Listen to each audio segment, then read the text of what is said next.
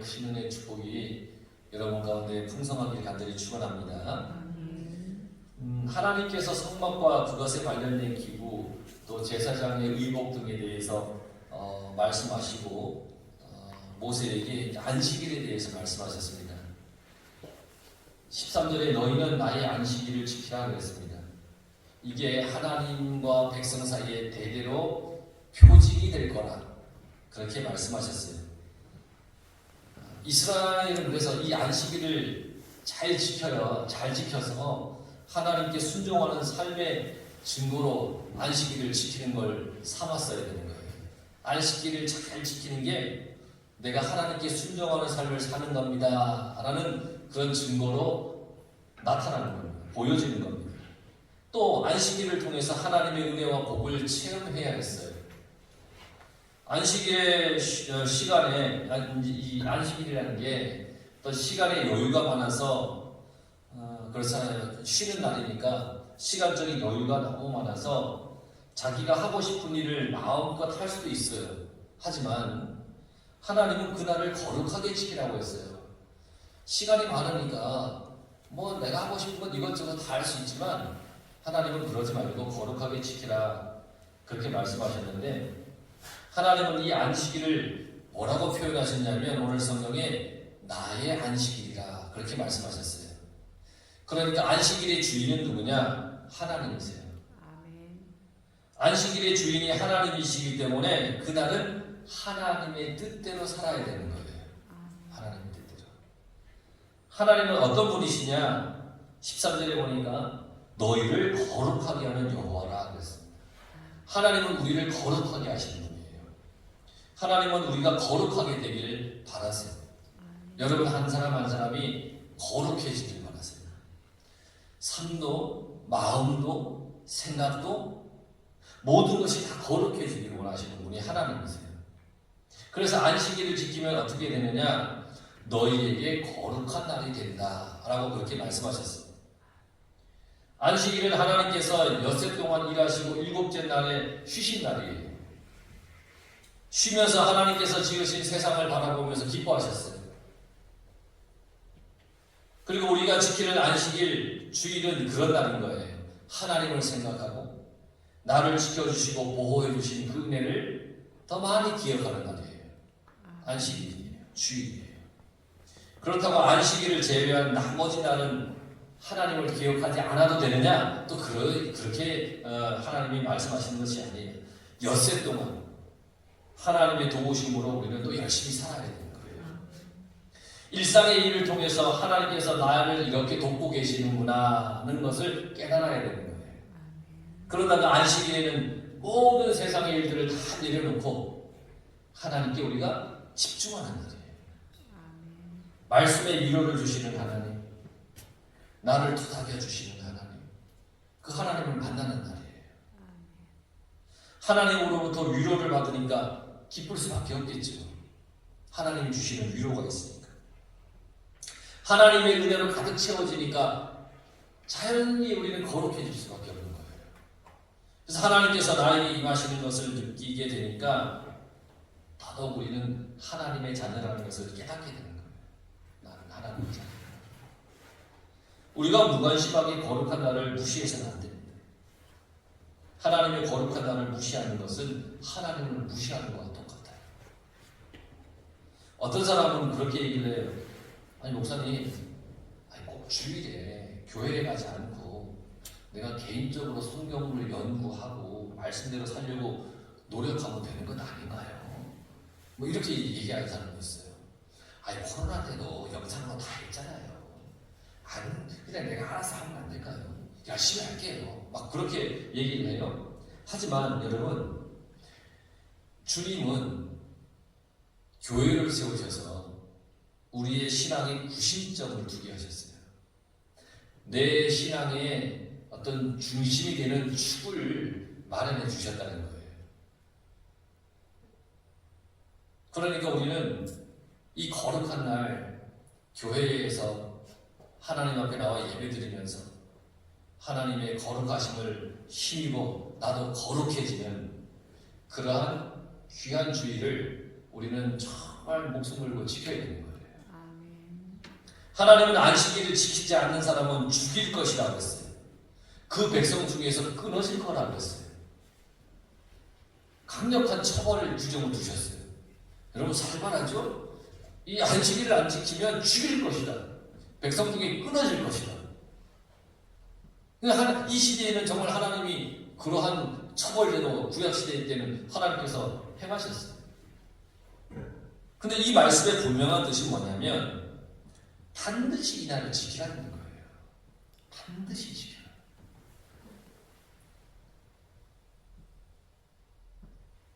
그 태안 시내에서 무단 횡단하면 경찰한테 걸리면 벌금 내잖아요.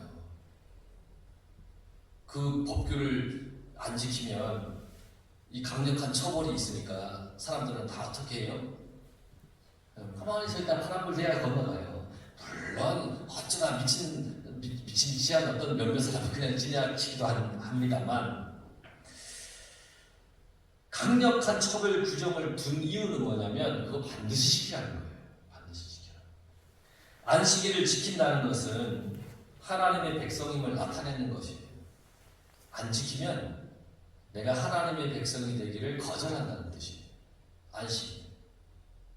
그러면 하나님의 백성이 되는 표징이기 때문에 주일에 교회에 내가 의무적으로 나오면 되는 겁니까? 뭐 나오기 싫어요. 마음은 없어요. 그럼 하나님의 백성이어야 되기 때문에 의무적으로 나와도 되느냐? 그건 아니에요. 하나님을 믿고 섬긴다는 신앙 고백이 있어야 돼요. 안식일을 지키라고 하는 말씀 속에는 하나님을 믿고 섬긴다는 신앙의 고백을 가지고 지키라는 거예요. 하나님은 우리가 신령과 진정으로 하나님께 나오기를 원하세요. 신령과 진정으로 하나님 앞에 나오는 것이 거룩한 성도의 태도인 거예요. 기뻐야 할 주일이 기쁨도 신앙 고백도 없는 한 날이 되면 고통스럽게 보내는 날에 불과해요. 아무 기쁨도 없고 아무 신앙 고백도 없이 이 자리에 나와서 1시간 예배 드리는 것은요 곤욕습니다. 곤욕. 제가 그 곤욕이 뭔지 잘 압니다. 학생 때 얘들 만날 때 얘들도 지금 곤욕일 거예요. 지금 알아요. 이 기분을 제가 알아요. 학생 때 너무 힘든 거예요. 안 가면 집에서 아버지한테 어머니한테 혼나니까 교회에 나가야 되는 거예요. 앉아있는데 도대체 목사님이 뭔 소리 하는 건지 예배 시간 1시간이 왜 따분하고 지루한지 미치겠는 거예요. 그럼 옆에 있는 친구하고 계속 밑에서 의자 밑에서 서로 손 가지고 장난치다 1시간 다 보내는 거예요. 그런데 너무너무 힘든 거예요. 그 1시간. 왜냐? 기쁨도 없고 신앙 고백도 없으니까 거기 앉아있는 시간이 얼마나 곤욕스럽겠어요. 그런데 어느 날 목사님의 말씀이 귀에 들어오는 거예요. 학생 때. 근데 그때부터 예배의 이 시간이 너무 즐거운 거예요. 귀에 들어오니까 이게 기쁨이고 이게 나의 신앙 고백이고 이게 하나님께 거룩하게 예배 드리는 거구나라는 것을 알고 깨닫게 됐을 때 너무너무 기쁘더라는 말이죠. 여러분 온전히 하나님께 집중한다면 이날은 참된 기쁨과 평안과 안식이 있는 날이 될 겁니다. 알고 봤더니 뭐가 달랐느냐? 내가 하나님께 집중했느냐 하지 않았느냐의 차이죠. 나의 안식이라고 하나님은 말씀하셨어요. 즉 하나님께 집중하는 거예요. 이 날을 지키지 않으면 죽임을 당하거나 백성 중에서 끊어질 거라고 했잖아요. 그러니 우리는 주일을 생명 걸고 지켜야 되는 거예요. 생명 걸고. 물론 오늘날 안식일을 지키지 않는다고 해서 이 주일을 우리가 지키지 않는다고 해서 죽진 않아요. 오늘 본문의 말씀을 문자적으로 오늘날 적용할 수는 없어요. 그러나 이 죽임을 당한다는 것, 끊어진다는 것, 여기에는 분명한 의미가 있어요. 이 말은 뭐냐? 결국 죽임을 당하고 끊어진다는 것은 신앙을 상실하고 영적인 생명을 잃게 된다는 거예요. 내 신앙이 상실되고 나의 영적 생명이 사라지는 거예요. 우리 주위를 잘 살펴보세요. 실제로 교회 생활을 살펴보면 주일날 교회에 나오지 않는 사람들은 어때요? 결국에는 신앙을 저버려요. 나는 괜찮아 라고 하지만 교회를 다니다가 어느 순간부터 교회를 다니지 않으면 결국 그 사람은 신앙을 버리게 돼요. 교회에 열심히 나오는 사람은 신앙이 자라서 하나님과 좋은 관계로 살아가게 되는 걸 보게 돼요. 많은 사람이 저마다 자기 입장에서 교회에 나갈 수 없다는 이유를 많이 대요. 이래서 저래서. 그런데 뭐뭐 때문이라는 이유가 해결된 후에는 이미 신앙에서 멀어져 있는 경우를 수없이 많이 봐요. 목사님, 저 이제 학생들 중에는 그래요. 대학 시험 치고 나서 오겠습니다. 잘 다닌다. 그럼 그 다음부터 안 나와요. 청년들 중에는 내가 지금 취업 준비니까 취업하고 나서부터 나오겠습니다. 근데 취업하고 나서는 더더욱 못 나와요. 그런 경우들 많이 봤어요. 여러분, 주일 성수만은 양보할 수 없다는 신앙적인 결단을 해야 됩니다. 사람이 한 끼를 굶으면 금방 배가 고픈 줄 알잖아요. 힘이 쭉 빠지잖아요. 한 끼를 굶으면. 하나님의 말씀을 듣지 않으면 영이 죽어가는데 영혼이 죽는 줄을 몰라요. 이 육신은 한 끼 굶으면 배고파 죽는다고 하는데 내 영은 하나님의 말씀을 듣지 않으면 내 영은 죽어가고 있는데 영이 죽는 줄도 모르고 있다는 거예요. 주의를 지키지 못해서 신앙 생활이 그런 지키지 못하는 생활이 오래되면 오래될수록 그 영혼은 점점 죽어가는 거예요. 나의 영적인 문제와 직접적인 관련이 있으니 여러분 주일 성수에 최선을 다하시기 바랍니다.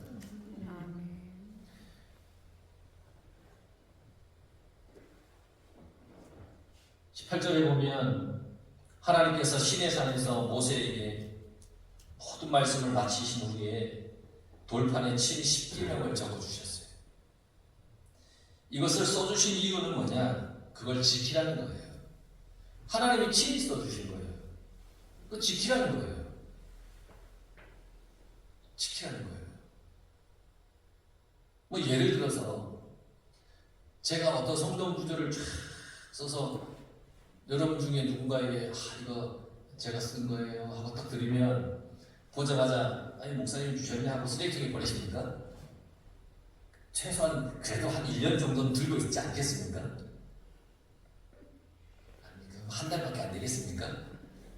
그런데 이걸 쉽게 우리는 버리지 않잖아요. 누군가가 나에게 뭔가를 이렇게 써주면 쉽게 버리지 않아요. 하물며 하나님께서 써주신 십계명 지키라고 주신 거예요. 귀한 거예요. 너무너무 귀해요. 그런데 이스라엘은 사사시대를 거치면서 끊임없이 하나님을 떠나서 우상 숭배, 각종 악행에 빠졌어요. 그 결과 어떻게 됐느냐? 이방 나라의 포로로 끌려갔어요. 모두가 다 흩어졌어요. 그리고 하나님의 은혜로 다시 본국으로 다 귀하게 돌아왔어요.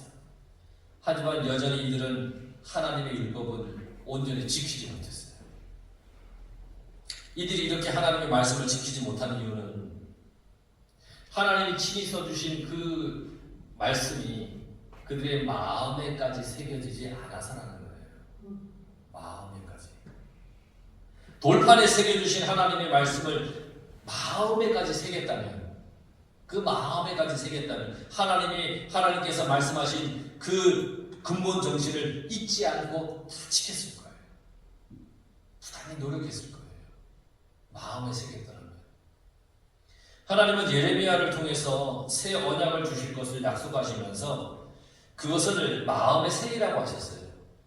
예레미야 31장 33절에 보면 그날에 내가 이스라엘 집과 맺은 언약은 이러하니 곧 내가 나의 법을 그들의 속에 두며 그들의 마음에 기록하여 나는 그들의 하나님이 되고 그들은 내 백성이 될 것이라.